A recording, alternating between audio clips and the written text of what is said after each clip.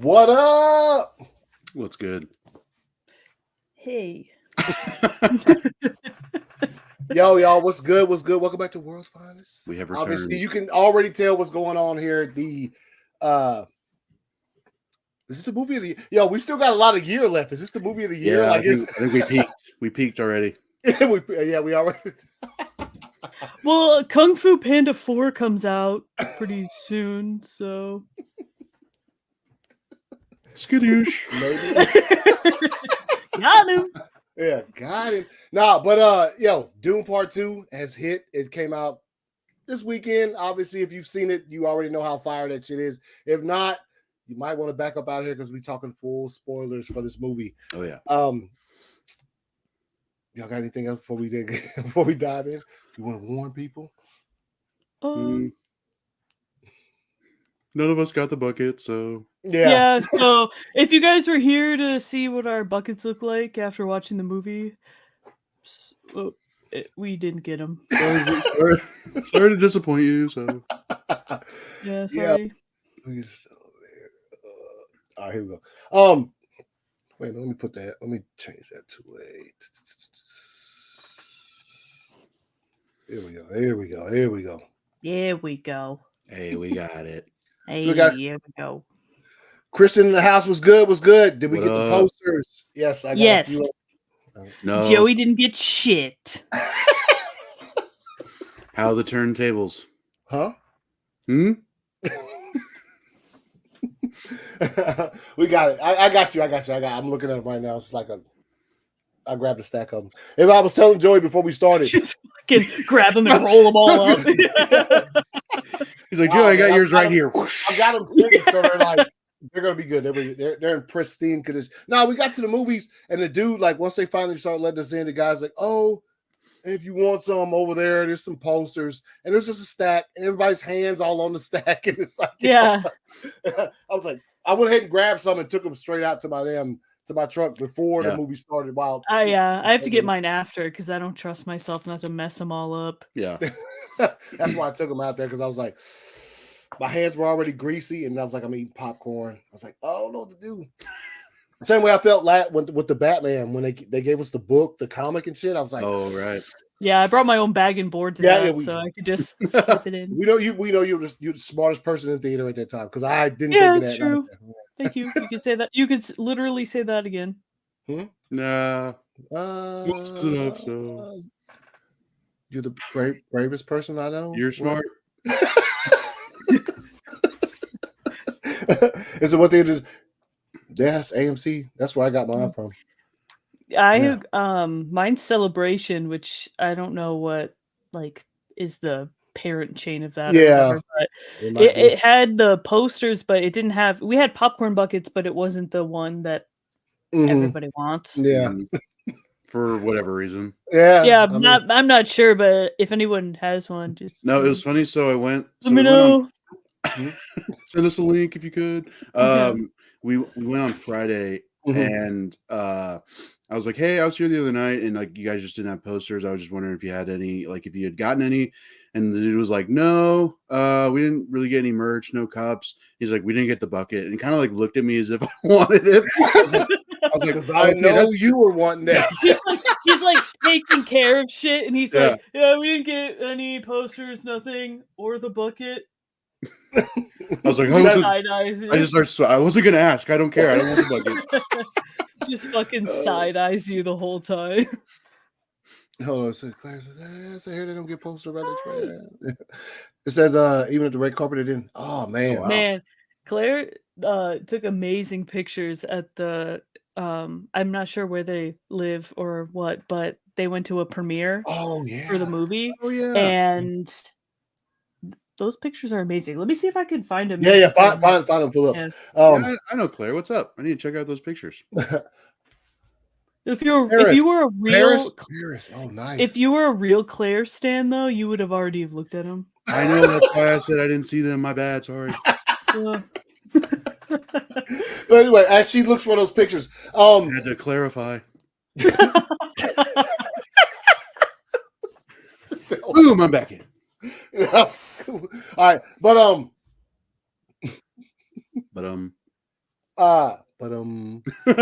wrong studio. Anyway, the what was I talking about? Dune. Anyway, Dune Part 2 up here for the year. That's what I was talking about when we first started. Like, is it already like is everything trying to keep up for the rest of the year? I went right over best of the year and just went, top 15 best ever. Like, yeah. For me, I was just like, wow, that like is I haven't felt like that in a movie in a while, Mm-hmm. Yeah. I when you're sitting there watching it, it's like I couldn't really explain it, but I was sitting there watching the movie and like certain sequences, basically the whole movie. I was like, I cannot believe that like I get to experience this movie as it comes out, like that's how I felt about the first one too. Like you're sitting there watching it and it's just like a book that was told to be like unadaptable for the longest time. Mm-hmm. And plus it's like the VFX, the score, everything about it is just like so impressive that you just sit there and you're like, that's probably how people felt the first time watching like any big blockbuster, Star especially Wars. like Star Wars and stuff. Yeah. And go ahead. I was gonna say, when I went to see it on Sunday, there was this couple next to me and they were saying how they heard it was like on the scale of like Lord of the Rings. And I was like, that's kind of setting itself up, or like that review is setting it up to be like, not a failure, but just like not to live up to those expectations. Yeah. And then the movie was over and I was like, oh, actually it might be like, I think it might as well just be up there. Yeah. But that's how I felt too, of just like watching, like getting, I don't know, to witness history pretty much of just like, this is the next big thing, Yeah. I think Shiraz was the one, because I really only read Shiraz's reviews for anything, especially like before I watch a movie, or Fatma. I like watching and reading theirs because I feel like they have a very interesting perspective on things. And so I read Shiraz's and he said that it was like Lord of the Rings, and I was like, oh, okay, like, because when I think of Lord of the Rings, like the thing that sticks out the most to me is like the battle sequences, like just how awesome they are. And in Dune 2, the fight where the Fremen like are coming over like the sand dune, I was like, oh yeah, I was like, exactly. I sent you those pictures, Anthony. Oh, okay. In our but yeah, like before we saw the movie, I was like, is it really, like, the first Dune is awesome, Yeah. But I feel like it didn't have like this much of like a hype to it. Yeah. So I was worried that going in after, because I didn't see it until Saturday, and so many people have already had seen it. So I just kept seeing like the most positive things over and over and over. And so I was like, oh my God, like, is this going to be like as good as everyone's saying? Or is it going to be like, right. And dude, it was better than what I imagined. Yeah. With something like that, it's always, man, it's, and look, seeing it last Sunday was like, that still didn't hide you from the fact that you still saw tons of those reviews already. Like before it even came out on Sunday, it was just like, you know what I'm saying? And so you get there and you're already like, everybody says this is perfect. Let's see about this. Yeah. And then at the end, you're literally like, yeah, they were right. Well, you know what? I gotta give it to them. They were right. Give it to them. This shit was fine. William, no, I did not want the popcorn bucket or go shirtless, but appreciate you stopping through today. Hey, William. William, you got to send us some of those posters you got. The character posters? Yeah. Character posters. He said, yeah, it is. It's almost at 180 million already worldwide. It opened up only $1 million less. Okay. It opened up $1 million less domestically than Oppenheimer did.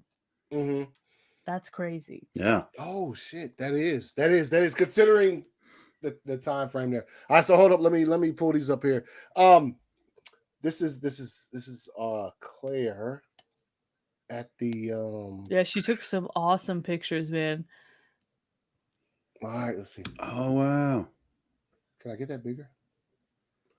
Damn. Can it get I know. bigger? Imagine being that close to them. Oh my god. Yeah, to Denny Bell now. Yeah. Yeah. I don't know if you can make it bigger, but Let me see. we can link here we her go. page. Oh, there you go. Oh, nice. I got a little bit bigger. So that's my wife right there. Who's that? No, it's not. So yeah, it is. No, so I don't know. Wow. Wow, that's close, man. Amazing. I know. Hey man, Zendaya she claps all cheeks on the runway. Just to be clear, on red carpets, she out here destroying cats. Like just wear tux, just wear your regular. If you're gonna be competing with that, she will. Yeah. Oh, what is that right there? Is that one of them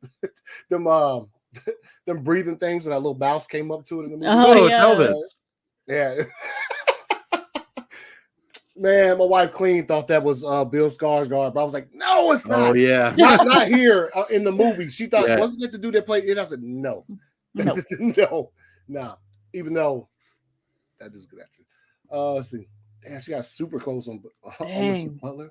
Y'all see where Austin Butler said that the kiss between him and he said it was that we did that on the spot. Yeah, which if you when he kisses him, when he goes back for his return kiss, it's hardcore. Like, oh, okay, let's fucking do it. Which adds to like the creepiness of their relationship. Yeah, it's like, but Stellan in real life was like, what the fuck? Yeah. Dude, I saw an interview where Stellan was talking about, I think it might have been from the first movie, but it's still, I mean, he's still the same character. What up, Drogo? Hey. Drogo was good, bro. Is that he had to be in that outfit for like 16 hours or something a day, and he wouldn't drink, and he would take Imodium so he wouldn't have to go like take a shit, you know? So like he was like, yeah, it was probably like super unhealthy, but it added to like just being uncomfortable, you know, like of his performance. And I'm like, because like obviously you think like, oh yeah, that's probably really uncomfortable, but like you think also like filmmaking has been doing these things for so long that like maybe they found a way to make it not so uncomfortable, but no, it's still horrible. Yeah, I thought that for a long time, and then as soon as I heard that story when Christian Bale met Ben Affleck for the first time after they both cast as Batman, you know, and he make sure the suit has a zipper in it. I was like, yeah, they didn't put a zipper in your suit, bro. So they just like, hey, hold your pistol. Yeah. That's like he was saying, like he didn't, I don't think he had any of that in his suit because like he dehydrated himself so badly that he just didn't have to use the bathroom. And it's like he's an older dude. That has to be so dangerous. She said, yeah. That's and it looks good though. I gotta say the entire thing, man. Yeah. So look, we'll do it a little bit differently. We'll start at the beginning of the movie and sort of move through it and talk about whatever, you know what I'm saying? Those are fancies when it comes to so obviously if you've seen the movie, if you're here and you haven't seen it, you just like to get it spoiled for you. So we're about to go deep into this. It starts right after the first one ended, which was dope. Like I like the way that it started, and all of a sudden, you know, you see Paul's face. First of all, you get the whoever controls spice controls power over spices, power over everything is with. Dang, bro, I didn't know you worked with Hans Zimmer on the score. That was wild. You get that. Wow, I feel like I'm back at the movie right now. Yeah, I can smell the popcorn. Amongst other things, you kick in. They start this movie right there with that scene. It is super cheek clenching, right? Because they go high, and you're like, they're not really hidden. These motherfuckers are creeping over the dune. They're coming down. Everything's so tightly. My homie's body's still chilling right there with the water still intact. I'm like, damn, man. So like, what y'all think? Like, just coming into that and like how that scene sort of opened up, and it's funny because they say that like if you haven't seen the first one, you should be able to sort of walk into this one and not know everything, but kind of get a gist. I'm like, I don't understand how you could do that. Is what the way the movie starts. Yeah, you can't do that. But what'd you guys think, man? Yeah, no, I you know, I like that it didn't really feel the need to like ease you in really, like, because it started with Florence's narration, but still like it wasn't anything, you know, I don't know, it wasn't calming. It was like, oh, shit's bad, and you know, we're catching you up, but like there isn't really time to, I don't know, just prepare or whatever. And then it goes right from that to the scene with you know, all those soldiers looking for the Fremen. I thought it started out really well, and just like, you know, kind of like jumping around to different like what's happened in the past few months or whatever, like with Raven, you know, having that ceremony or whatever that they had. And then the Baron, every time I see it happen, I keep thinking that like as he floats back to, like, you know, let Raven have his moment, but I really just wanted him to keep going and just be like, help! He does though. He floats off like that in that, because when it gives you that wide frame of it, he's just like, hey. I've lost control. Help me. Help. My Dune. No, I was coughing, sorry. No, you good. No need to apologize. Not during Women's Month.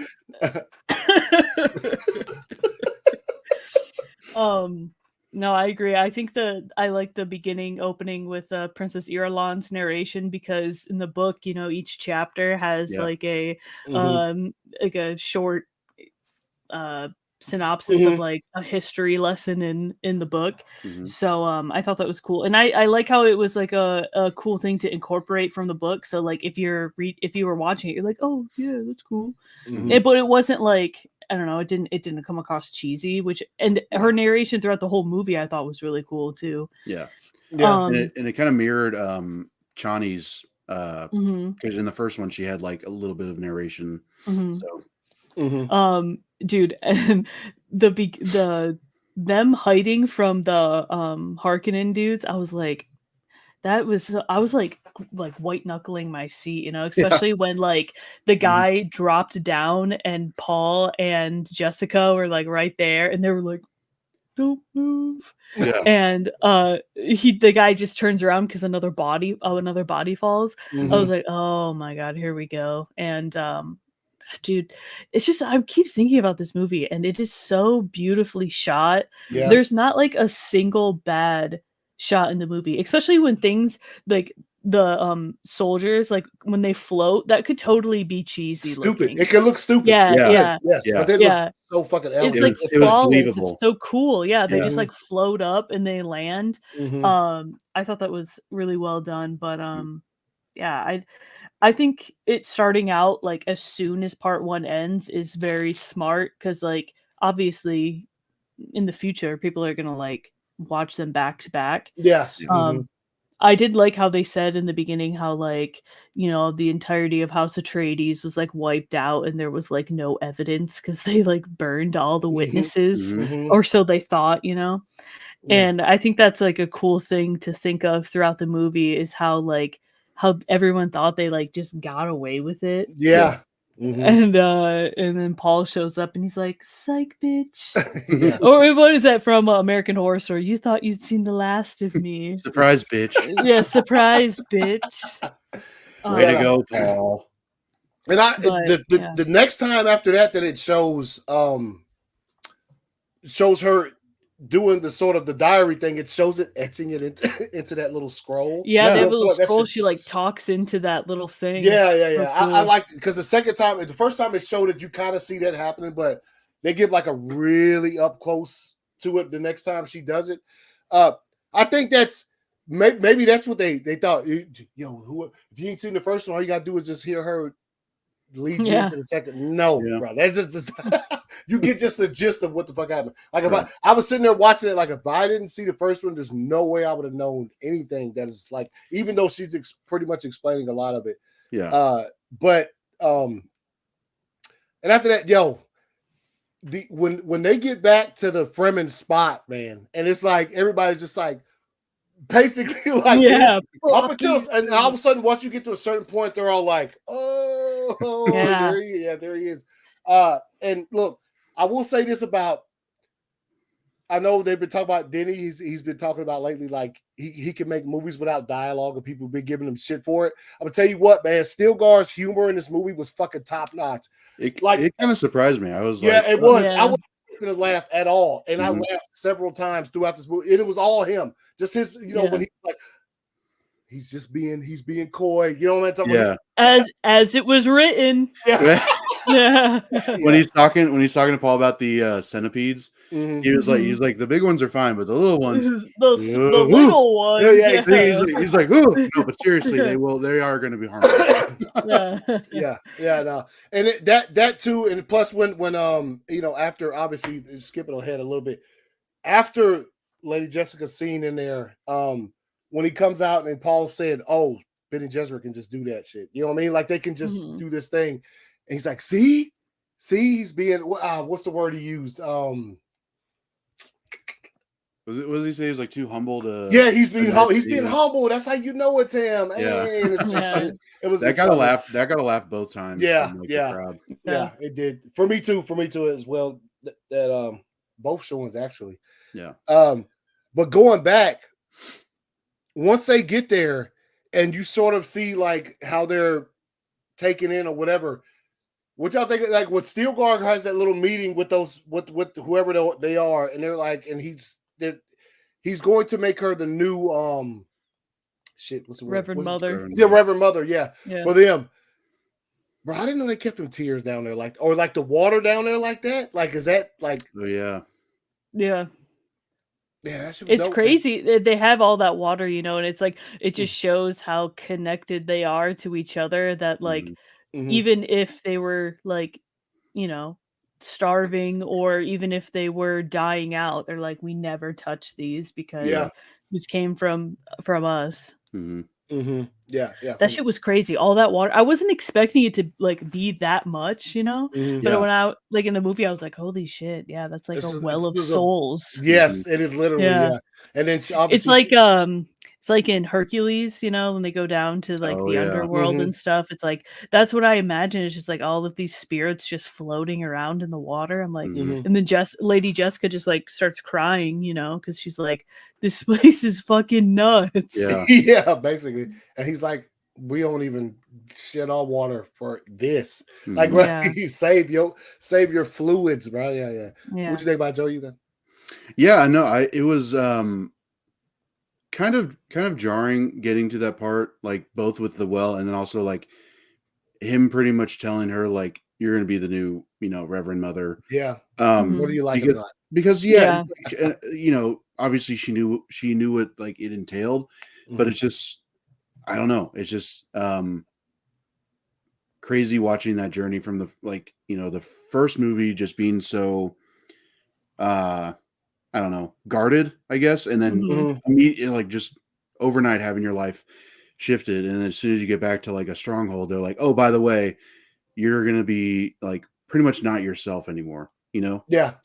Yeah, and the thing with Jessica is that she knows that like the choices she makes are the ones she's supposed to make. Yeah. So, and she's doing it all for like I feel like she believes in what the prophecy is, but she also has like her reservations, like like, okay, well, is this really gonna happen type thing. So she just goes, she's just like, okay, well, I have to be the Reverend Mother now, let's see what happens. And then she's like, okay, well, I'm gonna drink the water of life, and then Paul has to drink it because that's just what has to happen. And it's wild. The thing I love about the Fremen though is that I feel like there's a lot of different sections of the Fremen. Like they mentioned in the movie how Stilgar is part of like the southern, or did he say southern or northern? Southern.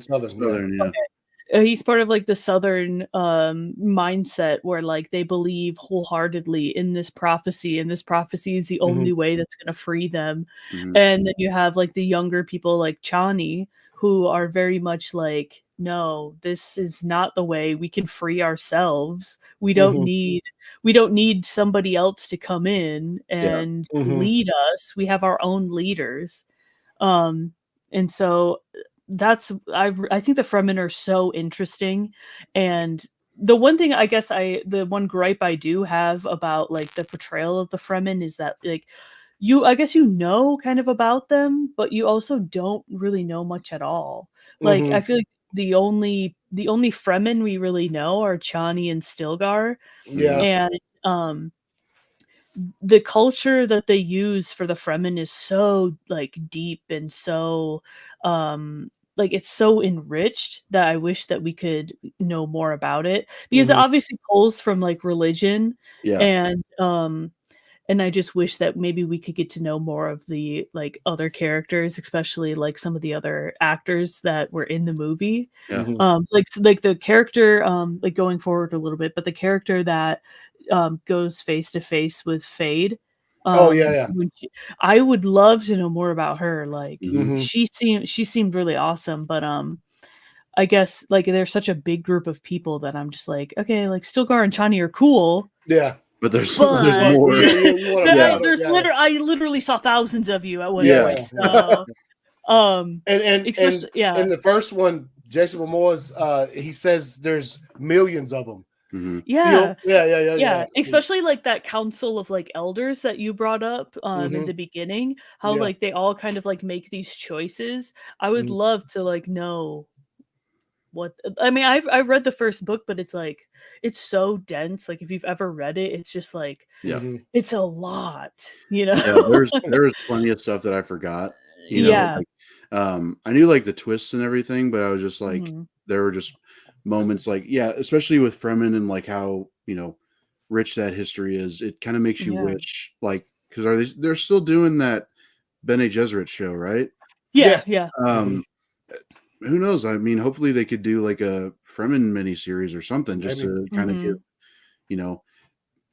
we've seen that people love this franchise and like they're going to want more. They're going to watch more to make it. So just, I don't know. Seems like an easy choice, but do it. Just do it. So just go ahead and do it. So no, you know what? I will say that when I saw the first one at the same theater in IMAX, the first one, there were more people at this fan screening than, you know what I'm saying, when I saw the first. So like it's gotten around and like people, and like I always talk about how I live in like small southern stuff. So like if that many people was there, like they've watched it. It's been out for a while. It's been on HBO Max and it's been on like it's been out on physical media. So they've seen the first one, and there was I mean, obviously there's going to be a lot of people there who they've read the books and they're all up on that kind of stuff or whatever, but it was pretty fucking packed. Like it was loaded and people sort of got stuff, like, you know what I mean? And because I'm not used to that where I live at. I'm serious. Like there'd be some smart shit that happened in the movie and I'll be like, I got that. Nobody else. I'm like, all right. You get that? No, just me. Okay. You lean over 2 seats next to you, be like, it's because he. No, don't do that. He's the chosen one. What's that joke about Lord of the Rings where what's his name like actually breaks his foot?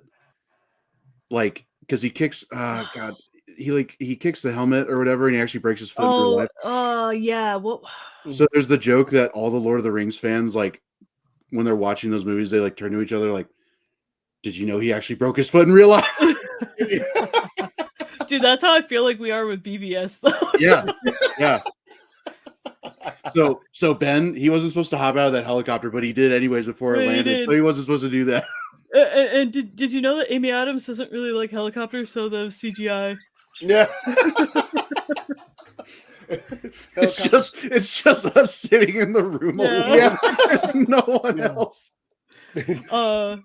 Man, dude, I just keep thinking about like the first. I remember my theater experience for Dune Part 1, but 2 was just 2. I feel like if you watch the first one in IMAX, you already knew that you were in for a treat. Yeah. So like I went in and my theater was sold out, and then you see like the numbers, and it's like 50% higher revenue already from like the domestic, like 50% or something from the first. Mm-hmm. And it's like, yeah, makes sense. Makes sense. I still like the score alone. I was like, this is, and I feel like my theater like improved their speakers because my chair was shaking like the entire time. Yeah, I was like, oh my god. Yeah, Dude, I had goosebumps the whole movie, and but I wasn't like, it was like, that wasn't oh, that wasn't oh going my away. god, no, The goosebumps were probably like as soon as like I said, as soon as it went dark and you just heard that power over spice, I was like, okay, I'm in this for fucking forever. But like as we move through that, what were we talking about? The oh yeah. Once he shows her the lake or the sort of river of souls underneath their spot or whatever.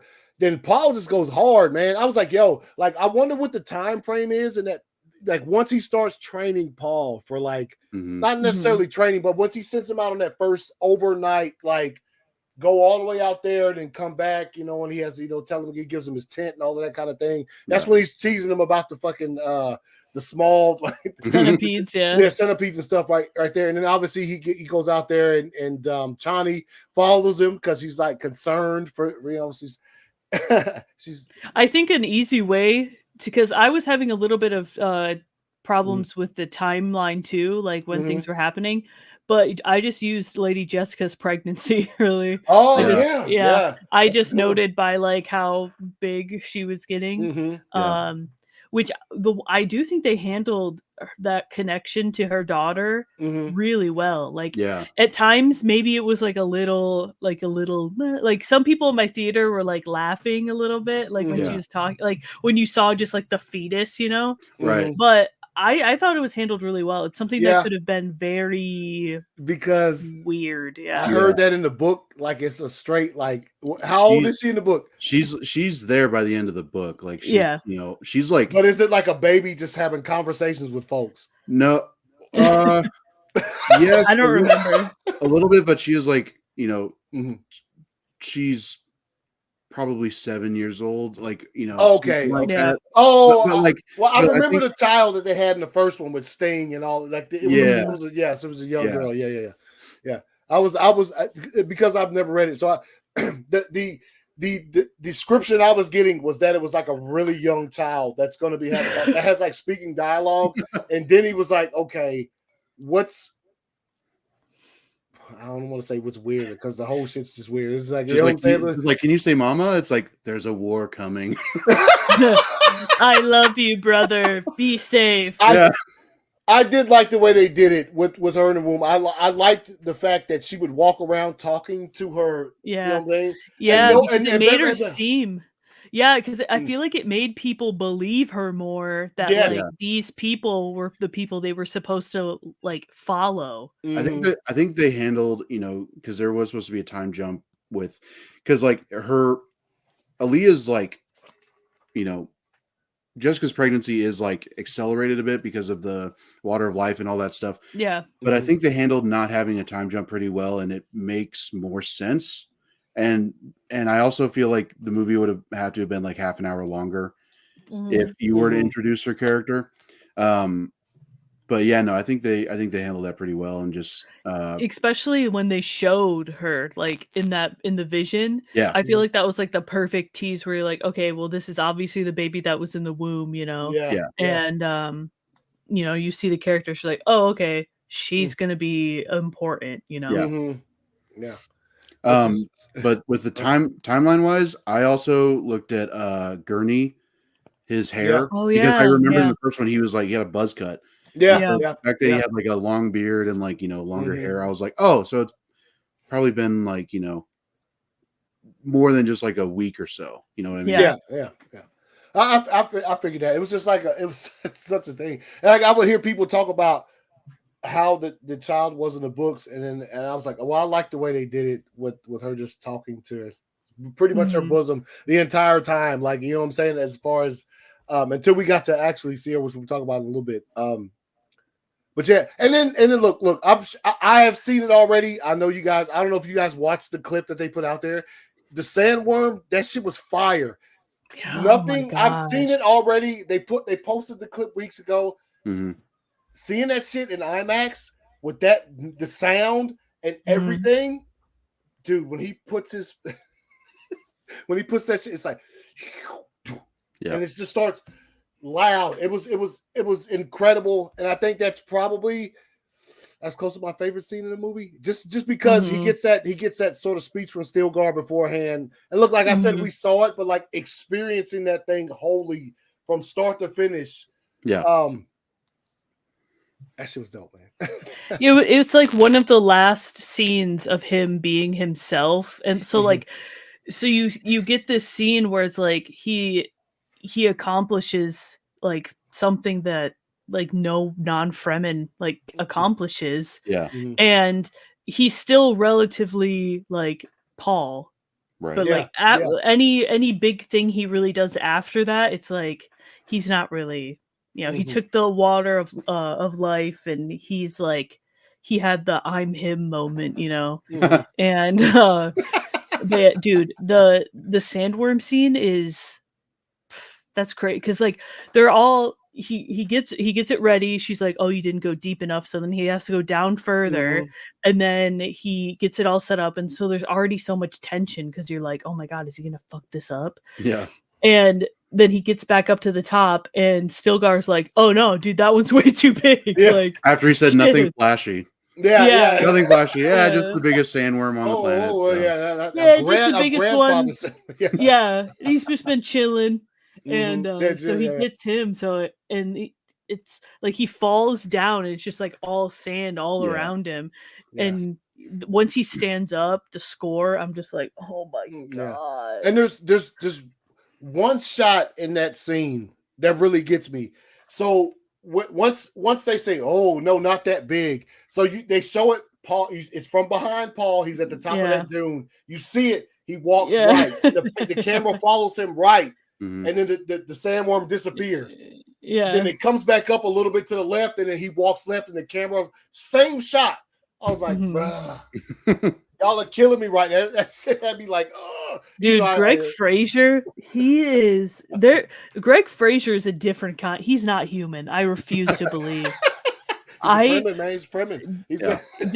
I could not believe some of the shots in that movie, especially like a lot of them with like the suns and like the other planets and stuff, and specifically like those shots where like they'll be standing on like the horizon and you just see like something insane like in front of them. But also he was talking about, and this is skipping forward, sorry, the entire like the black and white thing. I think it was like a Jake Hamilton interview, but he was talking to Denis about it, and he said that they shot that in infrared. And so when I'm watching the clips back or seeing like the pictures back, it's crazy because like, you know how like in infrared, like basically like your entire face gets like whited out, like you can tell you have lips and stuff still, but like they're like the same color. And so when I was looking at pictures of Lady Fenring, I was like, wow, like that's everything has like like the outlines of people have like a glow to them, kind of. I'm like, how genius do you have to be to come up with that shit? I just don't understand. Like, how are some people Greg Fraser, and then some people are just like us, Dude, like, but what I'm saying is like I could never think of something like that. Yeah. And probably in the book, all it says was under the black sun of a. Exactly. It says it's just like under it, like has a black sun. So they took it like literal. How like there's like no color. Which, if the sun was black, there would be no color. The transition of the Bene Gesserit when so Lady Fenring is like sitting by the Colosseum. The transition of color to just nothing. I was like, their robes are black, and then by the time they sit down, they're like white. You know what I'm saying? Like, yeah. The liquid fireworks. That shit was that was really cool. It reminded me of like Rorschach tests. Like how they ended up in the sky. I thought that was dope. Yeah. continue. Yo, y'all want to just jump around for the rest of it because I don't even. Because like the one thing I will say, like other than wanting to know more about the Fremen, is that the pacing is a little all over, which is fine because that's how the book is. The book's pacing is like you fucking skip a page and you're done. You have to like go if you don't remember the last page you read, you have to go back because it's like you could miss something. You could miss something that they're not going to talk about for like another like 50 pages. Yeah. But the pacing for me was just a little bit like, especially in the beginning, was kind of all over the place. But once I was like, I'm just going to use her pregnancy as like the timestamp, it was a little better. But yeah, I mean, let's just go with the like we can do this how they did the pacing of the movie. Yeah, and where were we at previously? Because we just started talking about we only got to when they get to the Fremen like city. Oh yeah, and we talked about the Sandworm. Yeah. Oh yeah, him riding the Sandworm, dude. Which after that, everybody's cruising like a motherfucker. I know. Which, by the way, the Sandworm be taking this. When he throws one of the claws out there and it pulls it up, and I was like, oh, they just in mad sand, bro. I already know they eat mad sand because, like, at the end when they all come out, they're just like, just tearing it, which is beautiful to watch. Yeah. Yo, what y'all think about Christopher Walken, man? I thought he was cool. Not in the movie much. Yeah. And I feel like my boyfriend specifically said, he's like, I feel like they just put Christopher Walken in it because Denis wanted to work with Christopher Walken probably. So he's just like, well, let's just put you in here, which I thought I don't know if I have like a problem with it or not because he's not really in it a lot. But I guess he was fine. As soon as he popped up, I was like, "Oh, Christopher Walken, cool." Yeah. No, I mean, he did. I mean, he played it. This is one of those movies, man, where it's like these people just want to be a part of it. It doesn't matter. Yeah. Even Florence Pugh said that Denny had to tell her, "Look, you don't have a lot of lines or something. You don't have a lot, but then the next one, you know what I'm saying? Like you're gonna be a big part of that because obviously her character is. So I think that's just to get to work with Denny and be on a movie this massive and a movie of this quality. The people it's like, yo, let's go. You know what I'm saying? So like, I would literally play a Sandworm. So yeah, I did the mocap. So I think all the stuff between Paul and Chani, I think the way they built that was dope. I remember. Oh, I asked y'all earlier. So this is really jumping. My theater when he said, "And I'll take your hand," fucking like it was like nobody had almost seen it before or read it or didn't know that was about to happen. Yeah, I was like, "What the fuck?" Like you get kind of because you're like, Chani over there, she about to punch you in the face, like bro. Yeah. That was almost worse than like the reaction of when they find out they're Harkonnen. Yeah. Because it was just such a soap opera moment almost. Yeah. It was like betrayal and like heartbreak and all that shit. Yeah. But yeah, no, I knew that was coming and I knew the reaction was gonna just be not great. But the way that they shot it, I think was really well done. Just saying like, I'll always say I love you to my last breath. Yeah. Well, she said earlier in the movie, she asked him, he says, I'll be with, or something around the lines of I'll be with you till my last breath. But then right before that happens at the end, he's like, I'll love you until my last breath. Yeah. So it's like, it's one of the changes. Yeah. Cause he knows now, cause when she comes up to him and he's like, convinces him to go to the South. Cause he didn't want to go down there and shit. He's like, he's like, yeah, I'll go and I'll do what has to be done. And I was like, ooh, what does that mean? And I sort of forgot about that for like the next, because after he does that, the movie he travels to the South and it gets crazy as fuck. But like, I remembered that after a while, and I was like, oh, I do what's necessary. You know what I'm saying? Because he's seen the future. Remember, because he's and after he drinks that water, he's talking to his moms, and he's like, I've seen all these futures, and there's this one. And he's like, there's this one that if I, you know what I'm saying, this is the only one. And then when he says that, you just get one flash of the dagger in Fade's chest. That's all you get. It's a little clip of it. And I'm like, what the fuck is that? The first time I saw it, you know what I mean? And then like after that whole that entire scene with the water, starting from when the lady fucking grabs up this baby, that shit was dope, dude. Yeah. She grabs, she pats on the ground, and then the little she grabs it, it goes around her chest. I'm like, oh, she's getting choked out. Nah, yeah, I was like, oh, she's dead, but. So what y'all think? I just threw a bunch of y'all, man. We just. Yeah, the movie's really cool.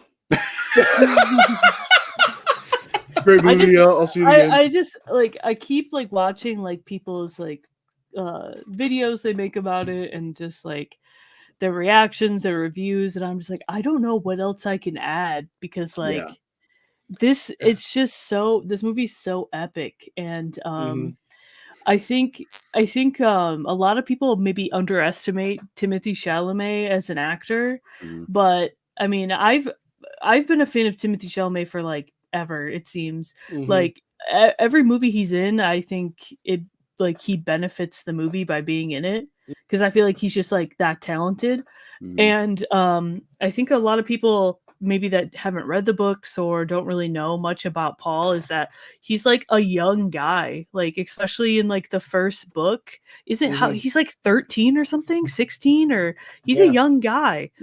And he's like very meekish and like mousy, you know? And so like this transition is like very drastic. I like even in part 2 he's still very like I just want to hang out, you guys. I just want to like I just want to be I just want to like he has nowhere to go, you know? So he's like I just want to be like with you guys and like learn as you do and all this stuff. And then like it's that conversation that he has with Chani, like you said, Anthony, where he's like he doesn't want to go south because he knows if he goes south millions of people will die and starve, like his vision. But there's no way around it. Like he has to go do it. And so he does it. And then I feel like that conversation is like the first time he's like, he's finally like, okay, well, I guess this is my life and I have to do these things now. And I feel like from that conversation on, his performance is just insane. he's freaking.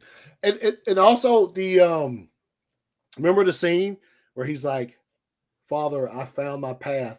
Because remember he said or what he because remember the line from the first one, he's like a leader isn't he's called to it. In other words, I think always says, Father, I found my calling, and he takes the ring off and he sort of tucks it away in his Fremen suit or whatever. I guess to bring it out when he did, which was you see Gurney smile when he brought the ring back out. Gurney was like, that's my boy right there. Like, dude, like him and Stilgar are just like the biggest Paul cheerleaders. They really are. And dude, I don't know if like at the end, Gurney says something about, man, what does he say? He's like, why does he always have to push it or something? And Stilgar kind of steps in front of him and goes, yeah, mate, or whatever. He just says that. And I'm like, and then obviously when they're looking for the nukes or whatever, he's like, not very clever. You know what I'm saying? They're going back and forth about the nukes, which was funny as fuck. I was like, no planet for old men. Dude,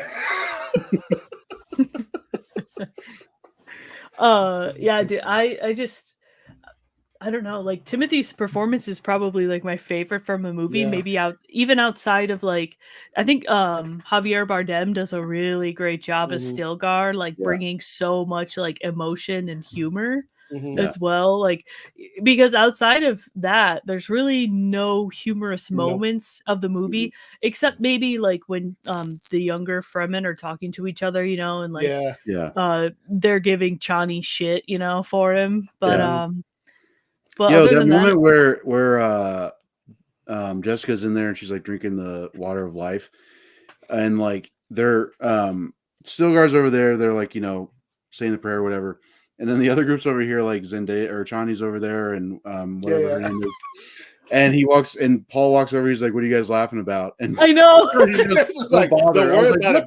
What? I know. And then he just like stands there, he's like, oh, and like kicks his foot. He's like, okay. I felt kind of bad. I was like, damn, he's just trying to Yeah. He's just trying to ask what's funny, and they were like, just kicks the stand. He's don't like, bother. I was like, damn, bro.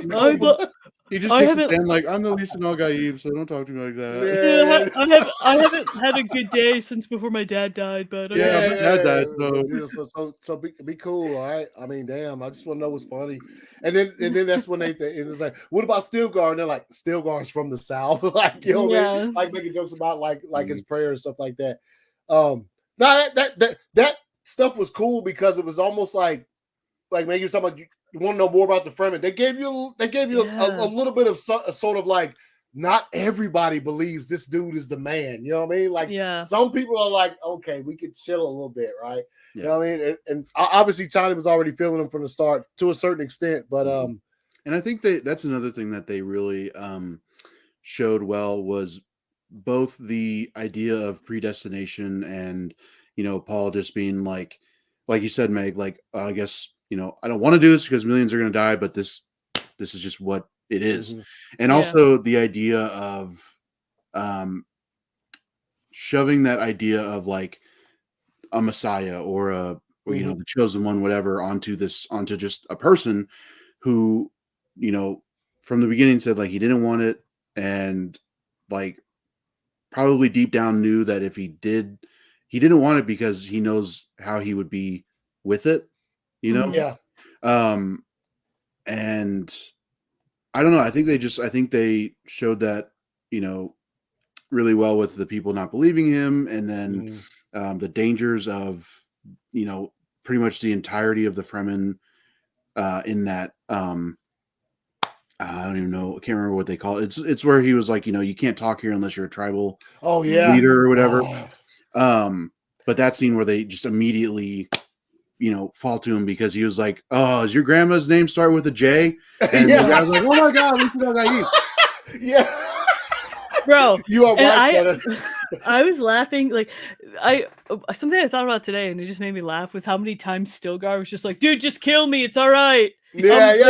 I'm basically dead already. I'm in a weakened form. You could kill me with these. Yeah. He's like, just fucking kill me so you can go talk. And Paul's like, dude, no, I'm just gonna go talk. Yeah. Well, no. Like, his answer to that is probably, I'm like, okay, all the years of the Fremen, nobody's ever said this before. Paul was like, why am I going to kill one of my best hands? No, he literally says like, why would I eliminate one of the best parts of my team? And that was a good line. What do you say? Like, would you throw a knife away before battle or something? Yes. And I'm like, that was hard. Y'all been killing each other for years over challenges. Like the same challenge old homie made to Paul in the first one. You know what I'm saying? At the end, where he got killed, like y'all been killing each other with challenges. Why y'all killing your best people over some challenges, bro? Let's just fight. It's just fucking hilarious how Stilgar's like, it's okay, just I'm the weakest out of the bunch. Go ahead, take me out. I'll lay down, just do a finishing move. Bleeding out, it's fine. Just go ahead. What's another stab wound? Yeah, it's all right, Paul. Yeah. But I think that look when the ending of the movie, once the plan is laid and they convince the Emperor to come to Arrakis, bruh, the shit just went down. It just starts at a pace that you're just like, am I strapped in enough for this shit? Because like once that starts, literally they lay the plan. You see them talking about this, and this. Once it starts, boom. And I'm sitting here watching it, and I'm like, you came to Arrakis, and this is all the protection you brought. like they, you know what I'm saying? I'm like, they can, and then the perfect storm too, because Paul like saw the storm coming or whatever before it did. Go ahead, man. No, I was just they don't think anything of it. They're just like, the Emperor doesn't even know. Well, he did know that Paul existed. Yeah, because he sent that little scroll. But before then, he was like, this guy, he's just a guy. He's fine, Nothing happened. Then Princess Irulan is like, yo, what if it's Paul Atreides? And her Reverend Mother was like, don't fucking say that again. Yeah. Shut up. You shut your mouth. Yeah. Don't mention this to your dad. And so she's like, okay. But I think it's funny how like they just thought that they just killed him, and there was it was almost like there was no even like double checking. They were just like, yeah, we killed them. Yep. And we burned everyone that was there. There's definitely no way any of them got out. So just looking at the checklist, like, hey, did you guys find Paul Atreides in there? It's like, I don't know. There's a bunch of is there a Paul Atreides and a Lady Jessica? No, it's fine. We got almost all of them. It's Atreides nuts. Am I right? All right, let's go on. Let's call it a morning. We burned 1,000 bodies. Let's But then, like, I've only seen it once, so it's a little scrambled. But once they know that it's Paul or that he's still alive, he's like, oh yeah, we got to call all the houses, man. We got to fucking get him here now. And but in the book, I'm trying to remember. I don't think the Emperor is there. Like in the book, the Emperor is not there for that. Is he? I thought he was, because like it still turned into him asking Fade. Well, no, asking Urulon for, I think asking she for her goes. hand. Oh, okay. Yeah, she's there, but I think I don't think the Emperor goes because, like, you might be right. I don't remember, but if it is a change, I think it's a good change because for one, we get to see more Christopher Walken, but also that fight at the end where Paul is like telling him like, I'm taking over, man. Like, this is my thing now. Or like you have to answer for what you did to my family. Yeah. And like you can either fight or you can have somebody else fight. Yeah, so like I think your champion, I think like the face to face of Paul and the Emperor, I was like, it was crazy because as long as those movies are and how dense they are, like you go from like part one where he's on Caladan as like a young guy to like the end of the second movie, he's already like he's face to face with the Emperor. Yeah. I'm like, oh my god. Yeah.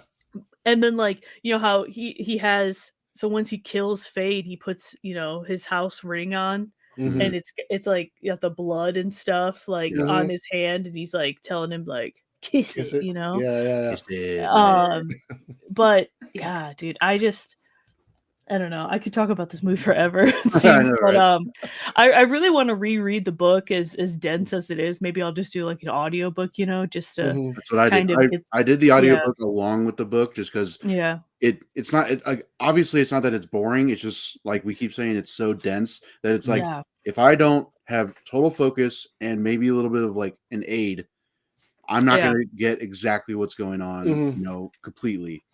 I was thinking about doing that too, and then going to pick up the second Messiah. one.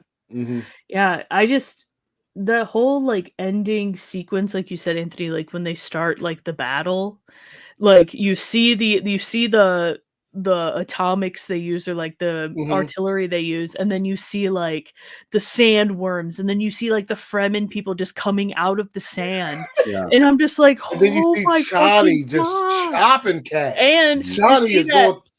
There's that parallel. You remember in the first, with Paul. Yeah, when his helmet like comes up and it's Paul, but it's like, it's the same pose. That was Johnny.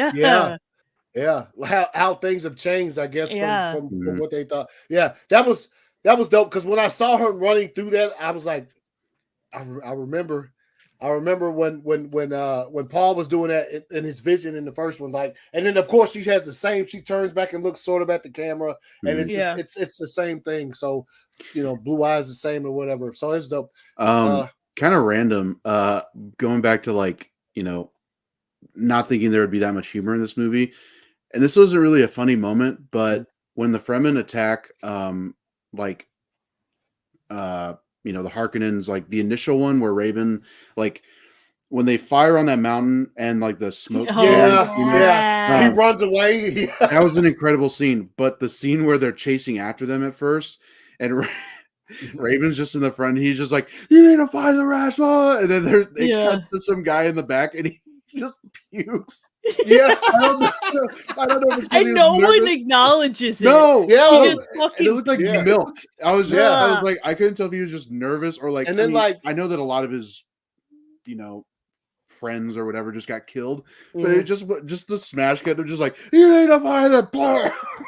Yeah, and then like 7 seconds later, he breaks it. Yeah, he breaks the pilot's neck. He's like, fire! Dude, it has to be like especially terrifying to be like to go do that, but to be on the same fucking aircraft as Raban, and you're just like, well, even just as an actor, like being in the room with Batista, I'd be like, I can't tell if we're rolling or not. This is real puke. This is just like he seems really angry. I think he actually snapped that guy's neck. So I'm just gonna go somewhere else. Yeah. No, that's I remember that. I was like, what the fuck? And then like literally 7 seconds later, he snaps dude's neck, and he's just like, yo, fire! They shoot on the mountain or whatever. Then they get down there and get clapped. Like literally clapped. So they get down there, he says he's running away. That fucking kills and just disappearing into the. And then like that, like I'm assuming it was Paul or someone, but like that shadowy like figure where like he sees it, Raban sees it, and he's like, "Oh, we gotta get out of here." Yeah, he's like, Morgan, show yourself, and then he's like, never mind, I gotta get back. Yeah. There's a couple of those because like when they reach the spot where the Emperor and them were at the end. And their little guards go running out there into the smoke, and then they don't see it, and all of a sudden you just see Paul walking through. He walks straight up to the Baron, bruh. Like I was, he was like, grandfather, slack right into. I was like, bruh. And nobody stops him. No, like, nobody. No, nobody says shit. Even Fade's over there, like, I just want to fight this cat, bro. You know, like that's how he's sitting over there. But he does that, and it's like a slow stab into the neck. It's like. Give his body to the desert. I was like, yeah, you die like an animal. Yeah, Landon, you're right. You die like an animal. Yeah. Nah, but that once that happens, and it's like, I like the way Paul, like, of course, the Emperor's Guard, they all have their blades aimed at him. Paul just keeps walking closer and closer and closer until he gets up into like sort of like they're he ain't scared of their blades or whatever, to be honest. And that's when he tells the Emperor, like, yo, this is, it was before that, because this is when he tells them, take the prisoners here and give the bodies, the Baron's body to the desert or whatever.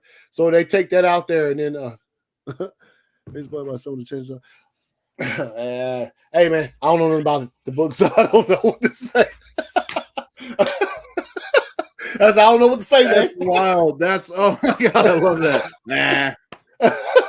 What am I supposed to say, man? We're giving this movie mad props, man. Yeah, exactly. Hey, sorry. Movie's good. Movie's good, man. Movie's good. Yeah. Good thing the book still exists. Yeah, man.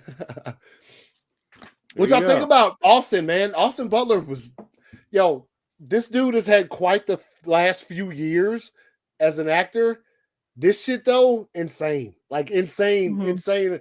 Like when you first hear him talk, he's literally I wasn't expecting him to sound just like the Baron. I know. The Baron mixed with like he lives in Georgia. A little country accent to it. He's like, and my thy bait. He's like, well, what do you say? My thy knife chip and shatter. Yeah. It was like, oh, creepy as fuck, man. What y'all think about him though? He was great, man. Yeah, really dude. He was.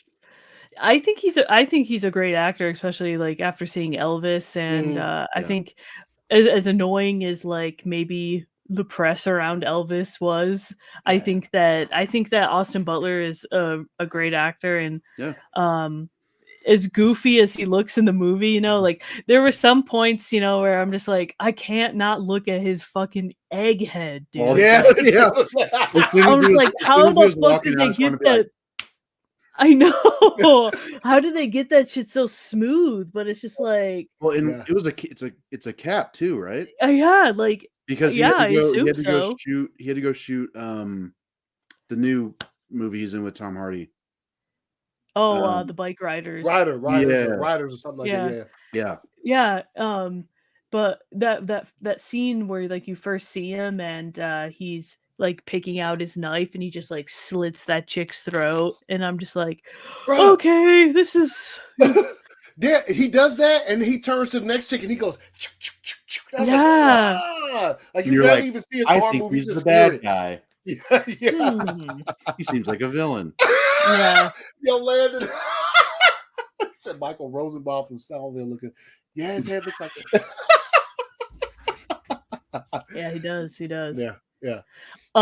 But yeah, I think his voice was cool, and sometimes, like, depending on like what he was doing in each scene, I feel like his voice was slightly different, which is cool because like it seems as though, especially with like that birthday celebration, it seems as though like him and the Baron want to put out this front of him being like, just psychotic and crazy, and that's all everyone ever talks about is that he's just like that's crazy. what literally. But then you see him with like Lady Fenring, and it's like, okay, yeah, this guy's weird, but he's not like. Someone said, "Oh, it was so fucking funny." They're like, "Yeah, he's crazy and weird and all, but the movie definitely proved that he was like breedable or something like that." Like, and I was like, "Oh, okay." I think that actually is a really good point because not what you just said, but like. Not about the breedable thing. But, it was fuck, I just lost the word. Oh yeah, you're talking about when he goes to see when she sees the Bene Gesserit afterwards, and she's like, "There's like he could be manipulated by a couple of things. I can't remember what they were, but one of them was, I know what you're talking about." And she was like, "Well, the bloodline is secured." And I was like, but so that actually leads into one of my, I'd maybe call it a gripe, but I wanted to see Rabin and Gurney kind of had like a longer fight. Yeah. But the fact that, he beat him with like kind of like one counter and then Fade, he was like manipulated easily. And also like the fact that they had to drug those, 3 people he fought just to show how, psychotic he is. I think that really kind of shows off just how much of a facade it is, with Rabin, it's like, he's a big dude, but he's not a great fighter. Like he got his ass handed to him by, Fade at first because he was like, kiss my foot. And he kicked the shit out of him. So bro, his face hit the floor so hard, like right there when he clipped him down, and he's like, "All right, kiss my shoe or die." I was like, "Damn, bro." Go ahead. But yeah, that was my point, which is with just like I think that that kind of fixes my gripe with wanting that fight to be longer. Is that was probably the point again to show like the Baron, this big motherfucker, but easily killed because he's he needs his fucking switches. Yeah, because he can't get anywhere without he's got to float because he's pretty much useless. And then like Fade, it's like he's psychotic, but you have him talk to one woman and it's like, oh, okay, it's all down the drain. You know what I mean? Yeah, I think. So let me ask y'all. I mean, the final fight. First of all, some of the best hand-to-hand combat that I've ever seen. That fight between Fade and Paul is just dope. Like it's put together great. Yeah. I like the fact that they're using blades that are, what I'm saying? There's no guns, there's no like swords, there's just these little daggers that they use. And it's just fucking dope, man. That spin that Paul did. Dude, that fucking spin. I've seen that before, but like something about this was like, it looked dope. It looked like he actually did that. Yeah. I'm pretty sure that spin move is in the vision he has of the Holy War in part 1, because I remember seeing a spin like that in part 1 too, and I was like, what the fuck? And I guess I have to go back and look at it, but I feel like that's the same spin move. Yeah. No, it's a great fight, and I think so. Let me ask you guys: do you think that, like, remember just not too long before that, Paul's like, I see all these things, and there's one.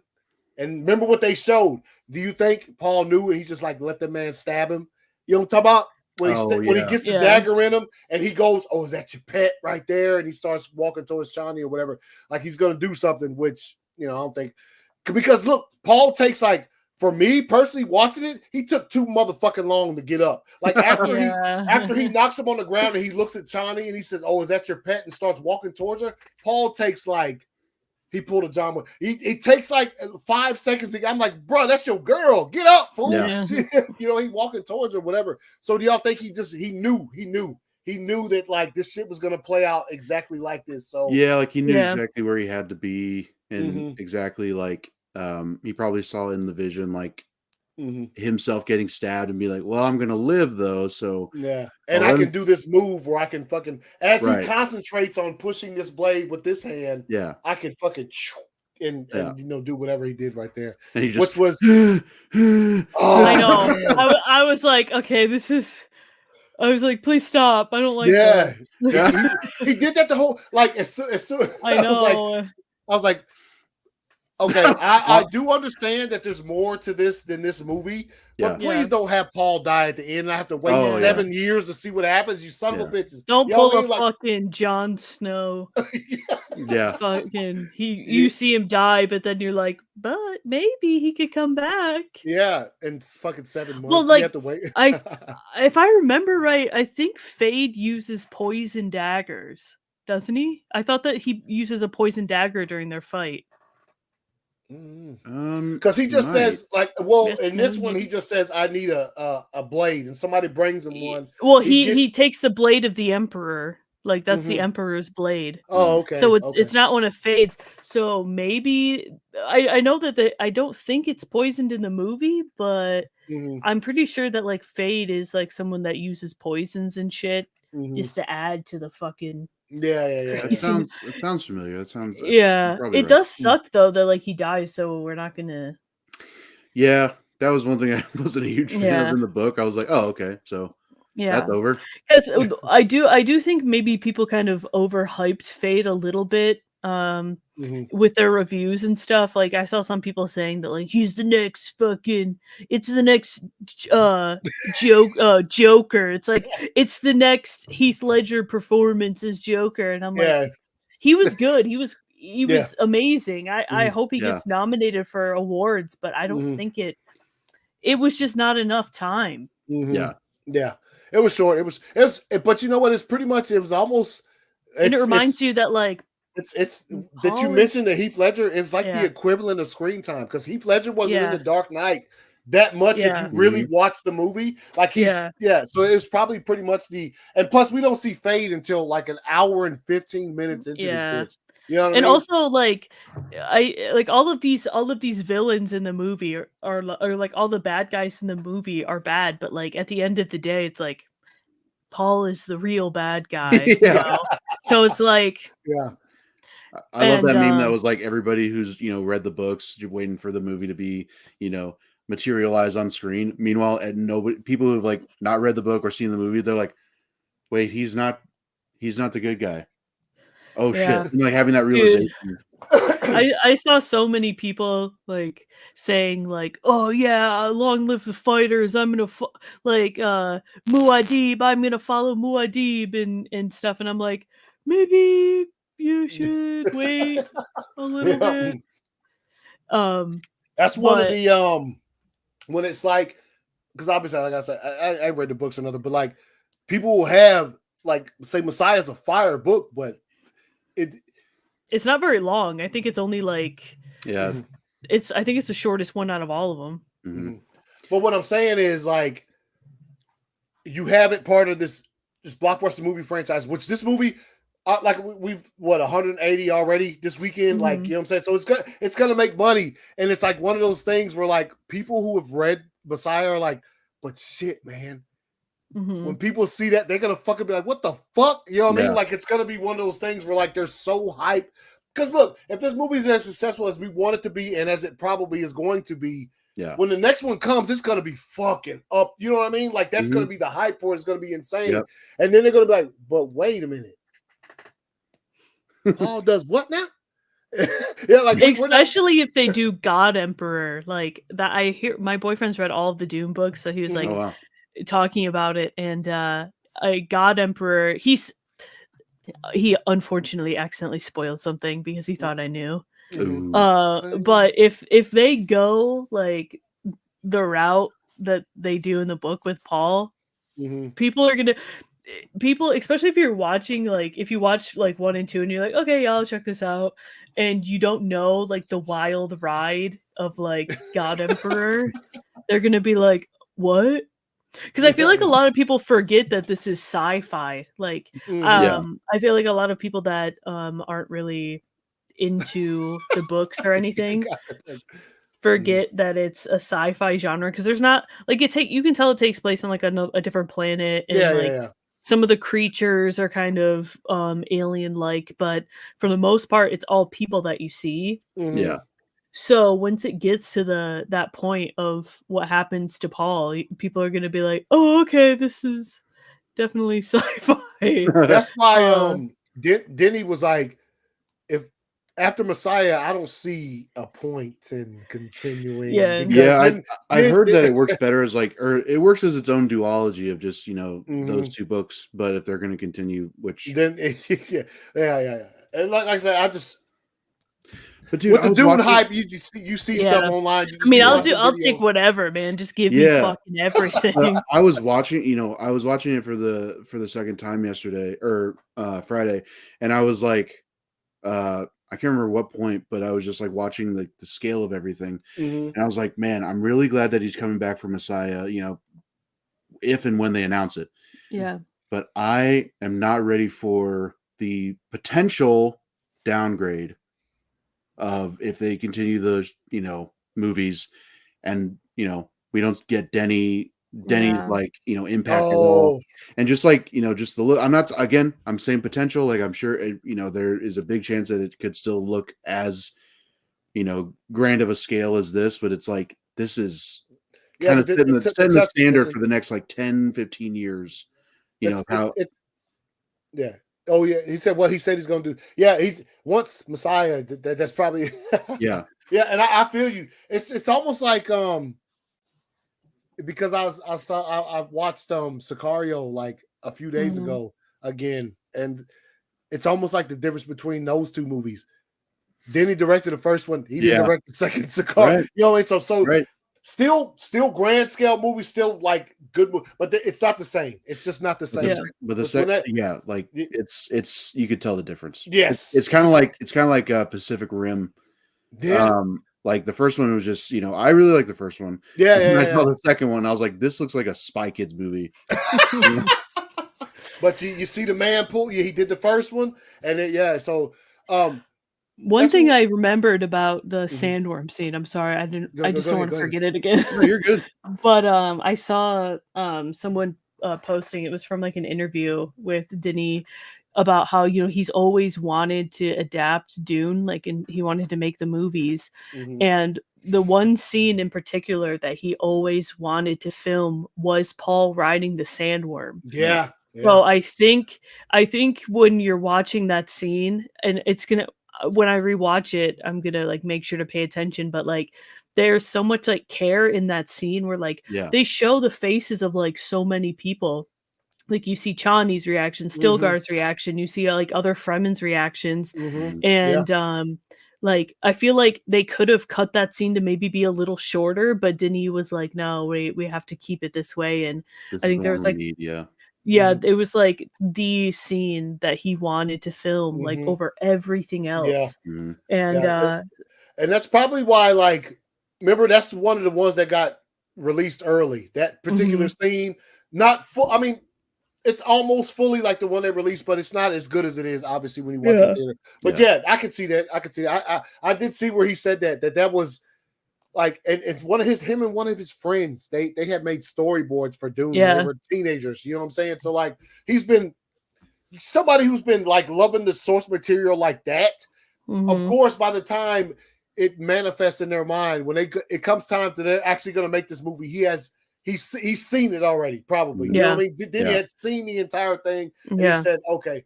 That's why, like, I know after the first one came out, I tried to go back and watch the one from the 80s. I can't do it. Once you've seen it done to the level of Dune Part 1, I can't watch it in any other capacity because it just doesn't, you know what I'm saying? It just doesn't sit right there for you like that like that does. So but that's Dune Part 2 will be talked about for a long time. As far as just, I mean, obviously we've been and heard the Empire Strikes Back comparisons and things of that nature, but when it's hitting on every cylinder like this, like I've seen a couple. I was like, okay, y'all can fucking relax. I've seen a couple reviews out there. I'm just like, really relax. But for the most part, everybody loves this movie because it just hits, man. There's when you know there's not a post-credit scene at all, but you still sit there for a few minutes when the credits start rolling. Yeah. Just, you can see some names, and just so you can see it say Dune Part 2, and just so you could see like just sitting there to see that, you know, the movie was fire, man. Because I literally when we first saw it, like some people were sitting there, and obviously my wife don't know. She was like, "It's going to be like I was like, "Nah, there's going to be nothing," but I just want to sit here for a minute because that was fucking. You know what I'm saying? Like that was. Who knows if I ever see anything that good again for the rest of my life? You know what I mean? Yeah. And then I saw it again yesterday. So it's funny as fuck. You're like, I'll never know if I'll see anything that good for the rest of my life.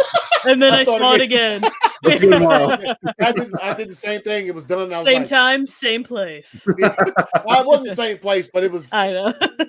But still, it was the same feeling. Like I was just like.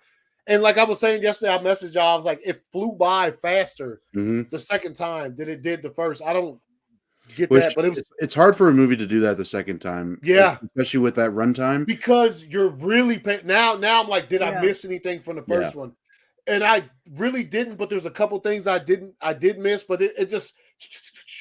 And before I knew it, I was like, fucking Sandworm, fuck them motherfuckers. You know what I mean? Like, you get them. Yeah. You know, like watching that scene at the end or whatever. Yeah. I know, I really want to go see it again, but the IMAX showings here are all sold out for like 2 weeks now. Oh, wow. That's good to hear, though. I mean, it's bad that you can't get back in, but it is good to hear because, this movie has like a large percentage of what it made this weekend was IMAX. Yeah. And special screenings. It was like 20 or 30% or something like that came from special like premiere formats. That means people are like, yo, I won't settle for watching this on that screen. I'm gonna go ahead and pay $10 extra and see it on that motherfucker, which is dope. Which is that's the way it was intended. That's why he filmed it the way he did. You know what I mean? So you just like, yo, I'm in awe of this entire awesome movie. Also, I'm like Meg with like when it comes to getting this finding stuff out in the wild. Bro, what's up with the Chani Pops, man? They what are they selling out or what's good? I don't want to order one because I'm scared my box to come damaged. I couldn't find a Chani Pop in the wild. I found I got all mine at Target. They had just put them out, I think, and they were all together. And I was like, I'll be taking these. You took one long one. You just held it. That's what I did. They had them. Target had them all except for hers, and I was like, well, it's Zendaya, so people are just people love Zendaya. So. Yeah, Zendaya's killing right now. She's out there. But yeah, man, y'all got any final thoughts? I mean, besides look, I don't know what else. Everybody loves Zendaya. I don't know. We gonna see anything like this anytime soon? Yeah, I don't know, dude. Yeah, I'm not sure. I mean, 2022 was crazy because you got the Batman and then you got Dune. So it was like, wow, like in both Greg Fraser. So it's like this is crazy. Yeah. And and you also got Justice League too, right? That came out in so it's just I don't know. It feels like we saw Oppenheimer last year, we saw Barbie last year, and those movies were huge and grand and great. But it's very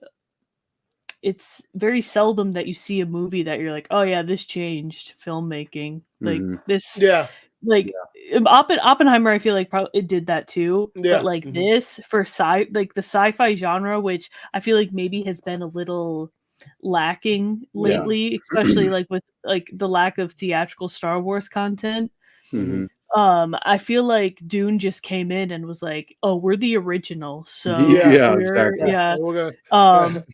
so I feel like it's very seldom that something like this happens. We had it with Lord of the Rings when Lord of the Rings was going on, and you know, so often I hear people saying, oh, I regret not seeing Lord of the Rings, or I regret not seeing any big blockbuster movie in theaters or in IMAX or whatever. And I'm like, I'm trying to tell people, like, if you want to see this movie, if you have any interest at all, just go try and see it on the biggest screen you can, because in 20 years, when you're talking to your kids or when you're talking to, you know, whoever, you're going to be like, I saw this movie in IMAX the weekend it came out, and it was it was life changing, basically. Like, yeah. And there was a bucket they released with it. You're talking to your grandkids. Back in my day, we had popcorn buckets that looked like. It looked like Flukamadoodles. That's gonna be the lingo in the future. Yeah. Drogo, relax, bro. Oh right, yeah, no. What did he say? There. He said we have Madam Web. Phil was good, homie. Phil jumped in. Oh my God, Dune 2. Yeah. That's pretty much our sentiments. I guess my final thought is just like I usually try and be careful when I call a movie perfect.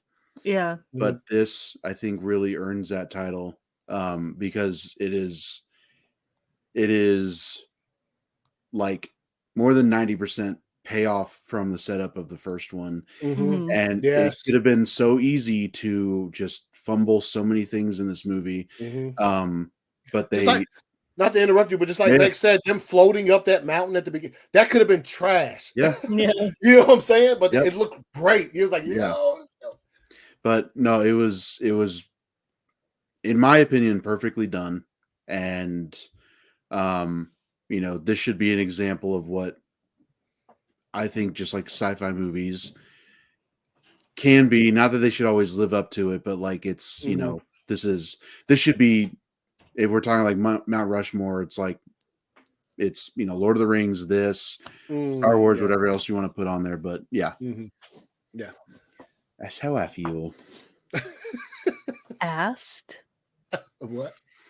Asked? Well, Anthony did, so. Thanks. Next year's Oscars. Yo, that's a good question because it's a long time, bro. Like, you know what I mean? Dude, Dune Sweep Part 2, bro. They're fucking sweeping that shit again. Well, let's do it then. Man. Dune Sweep Part 2, man. You know what's gonna happen? We'll, you know what? Matter of fact, we'll get an opportunity. Just what you just said, Meg. November, this shit gonna come back to IMAX for like a week. Oh yeah, probably. Well, they did the same thing with earlier this year, like in January and Oppenheimer, Barbie, all Best Pictures were back in theaters. So, well, some of them, but So I think it should be back before the end of the year. We should be able to have another chance to see it, maybe at IMAX, whatever. I got an IMAX screen in my apartment, so if you guys want to come over. Yeah, we do. So we want to see. We want to see the new cat, and we want to see both cats actually. So did they get along good right off rip? Yeah, dude, they're like best friends, and they don't even give a shit about Ben and I at all. We got two. Dude, as soon as I brought her home, I opened up. They put her in like the cardboard thing. I opened up, she pops out, and Goblin, our first cat, comes up, and they just like sniff each other's noses, and they're just like, okay, this is cool. Then they're like, they dap it, paws up, and they're just bouncing. They're like, wait a minute. Yeah, dude. Thank you, Goblin. Like you guys try and talk to them, and they're like, anyway. Basically, like. I'll send you guys a video, but this morning we had just woken up and like they were obviously hungry because it's the morning.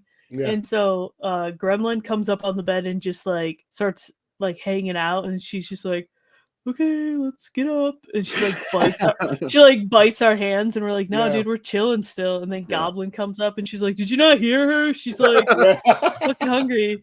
And then they both go to like, because from our bedroom door, you can see like the top of the stairs, and they're both like sitting in the stairs, and they're both just like staring into our room.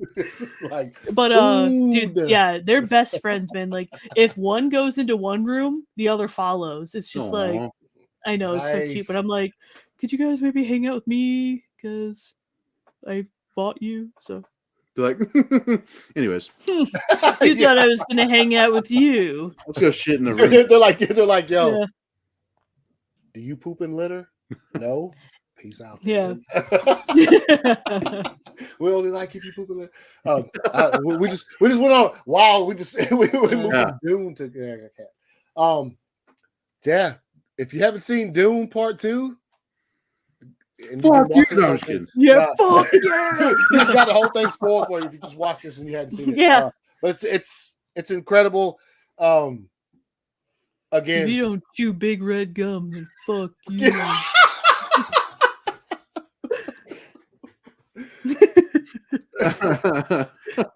You said it. Yeah. No, but the movie's incredible, and brother Nukes, like where does that even come from? Like he was just like, I don't know. He's like, oh, did you know that your family has nukes? Yeah. And I was like, what? Atomics? And then it showed, and I was like, what the fuck? Like this, and which I did like him tell them if they come any closer, I'll bomb all the spice fields with the fucking atomics. I was like, damn. Also, can I say how fucking stupid their flashlights are? Like it's that little ball, little ball that they have, and it just like floats. Forward. Yeah, and it's just like two like beams of light, but they go like this way, and then they like rotate. And I'm like, why can't the whole thing just fucking glow? Yeah, give me a glowing orb so we can see everything. Yeah, but yeah, no, Dune Part 2, fucking absolutely phenomenal. You ain't seen it yet? Probably, I'd say see it on the biggest screen possible. You haven't seen it yet? Yeah, yeah. Oh, yeah. Fantastic film from start to finish. Denny, for me, he was already up there, but now I think he's got the goods. But he was already up there for me, and now it's just like, yo, now he's. Hey. You see this fucking Dune movie, huh? Hey, it's Dune Part 2. What you say? Anyways, he rides a fucking sandworm. Can you believe that? Can you believe that? Yo, that shot of all this when they were all riding the sandworm. Not it was for the final battle. Not when they were all headed to the south or whatever, which was also dope. I got a little Mad Max vibes too, man. When they was like going to the south and they had to go through that storm from like Fury Road and shit. I was like, oh shit. You just look over and Max is in his car, just right beside him.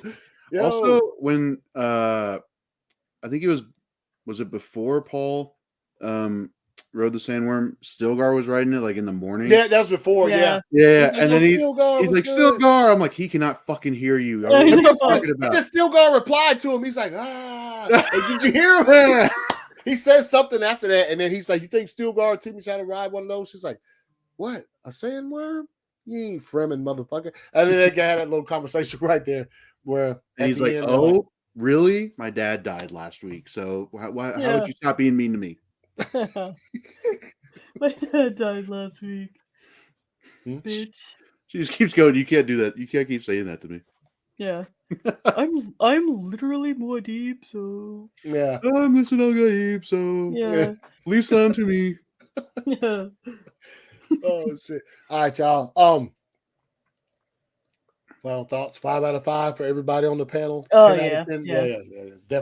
Definite classic, if I must say so myself. 5 sandworm buckets out of 5. Yeah, there you go. 5 dynasties out of 5.